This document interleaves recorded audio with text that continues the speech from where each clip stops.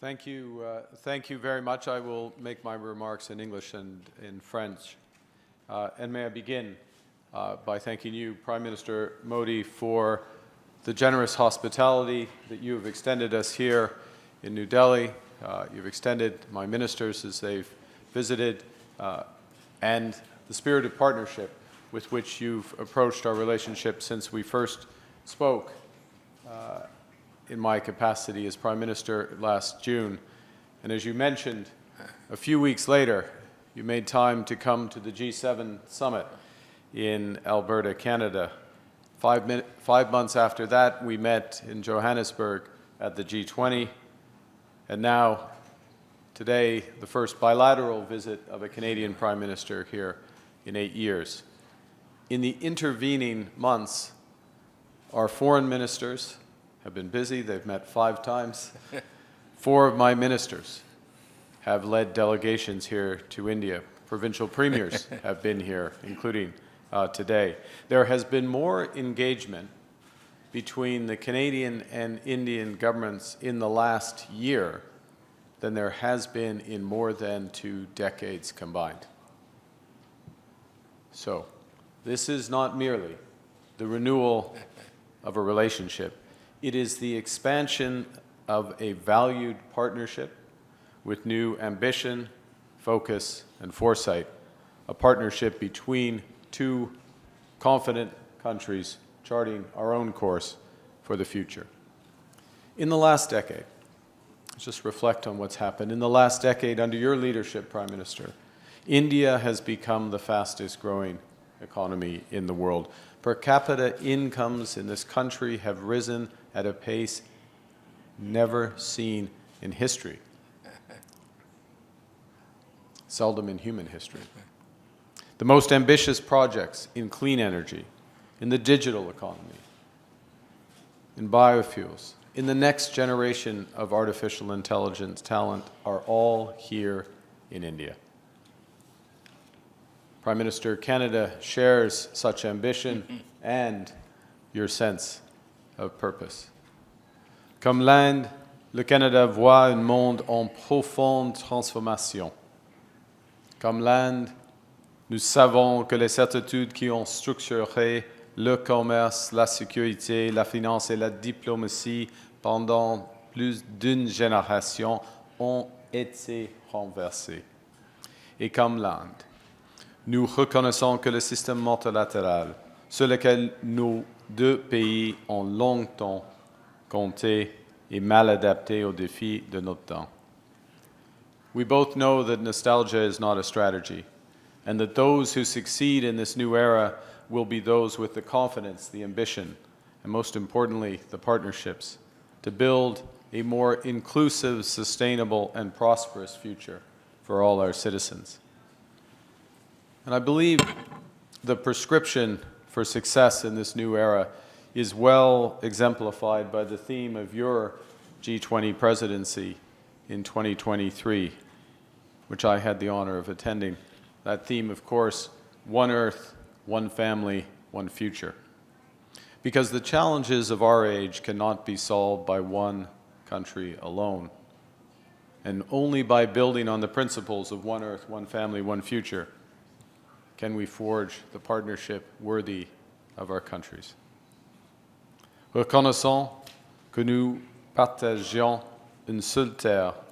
Nous renforçons notre collaboration en matière de climat et d'environnement. Le Canada prévoit de doubler son réseau électrique d'ici 2050 et d'accroître considérablement le déploiement des énergies renouvelables et du stockage de l'énergie.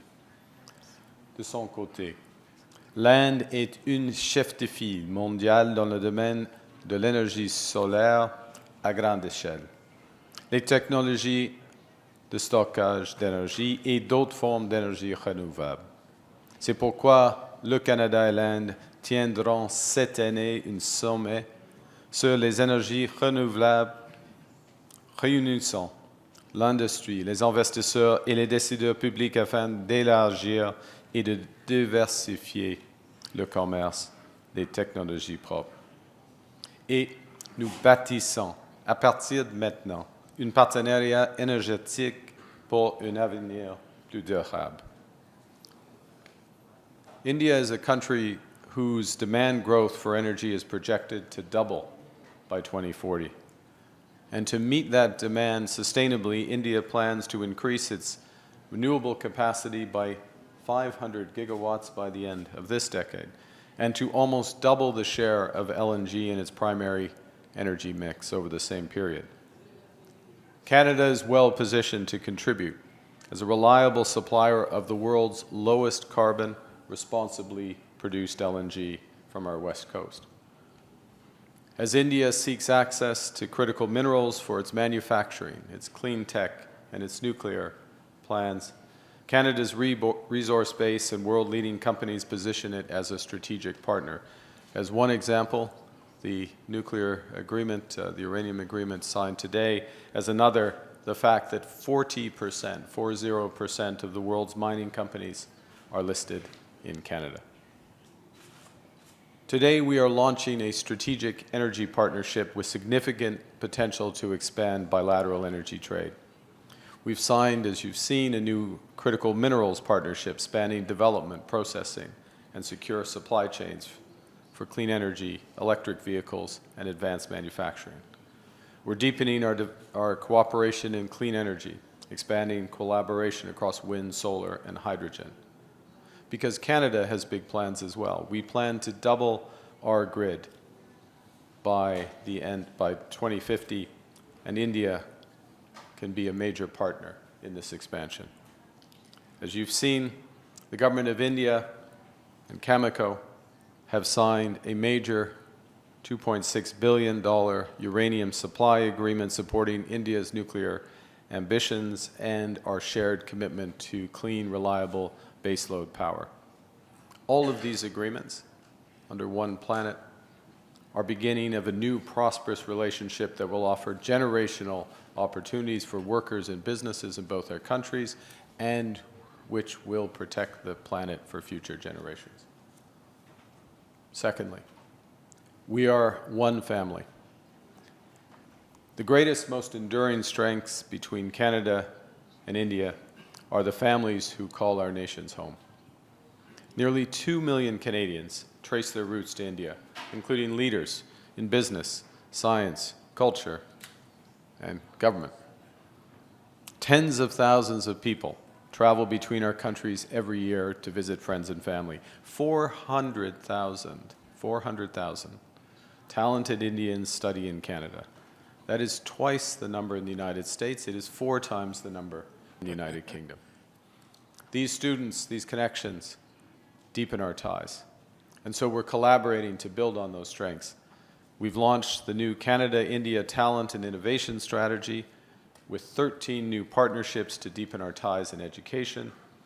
And this includes collaborations involving McGill, the University of Toronto, University of British Columbia, to work across artificial intelligence, health sciences, and digital architecture.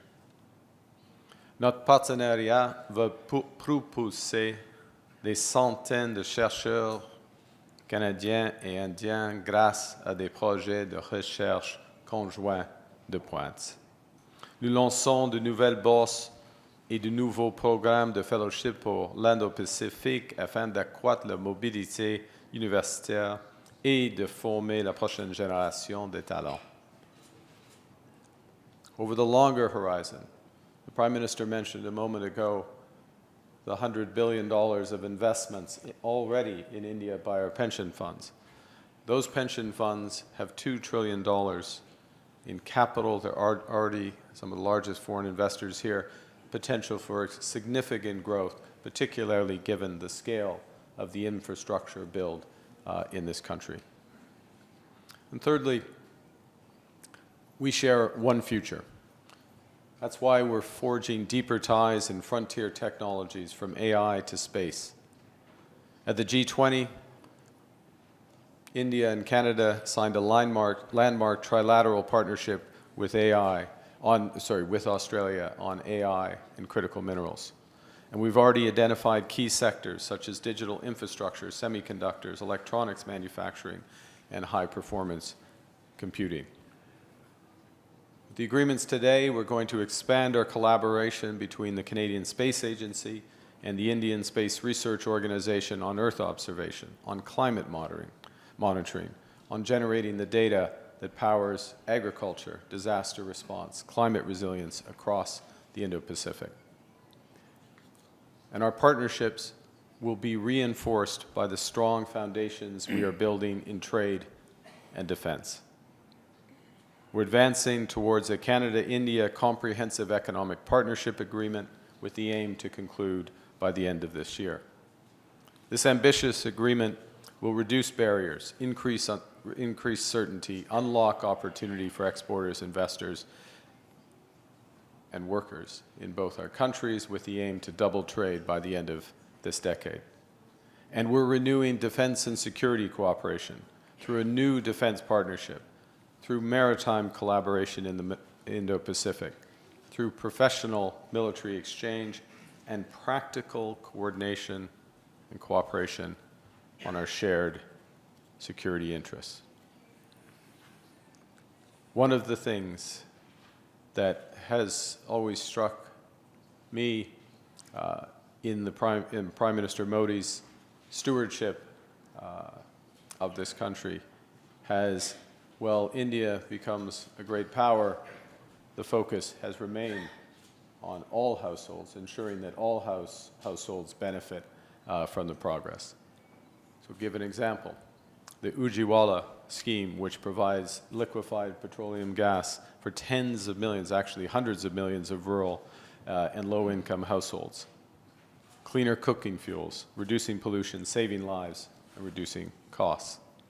Or another example, and I speak under the control of the former Governor Das, I should say. It's always tough to give up being a governor, isn't it, Governor? But the revolution in digital payments to provide income support, crop insurance payments directly to individuals, but the spillover benefits are enormous. And part of our agreements is to explore an ability to cooperate further so that Canada benefits from this innovation. The bigger point is that our partnerships from energy to AI share this spirit so that Canada and India can harness technologies, deliver equally transformative benefits to hundreds of millions of people. Now, to close, we're charting a future of one Earth, one family, one planet, or one future. And I was reminded as I was coming here, as Swami Vivekananda, of course, one of the greatest philosophers. And more than a century ago, I hadn't realized this until I read it, but he, in his travels, spent time in both Vancouver and Winnipeg. And in his travels and his texts, he personified this maxim: arise, awake, and stop not till the goal is reached. With this partnership, we will advance, we will not stop until the goals of Viksit Bharat 2047 and Canada Strong are reached. It moves us forward, it builds our prosperity, it builds for all, and it builds for a better world. Thank you very much for your attention.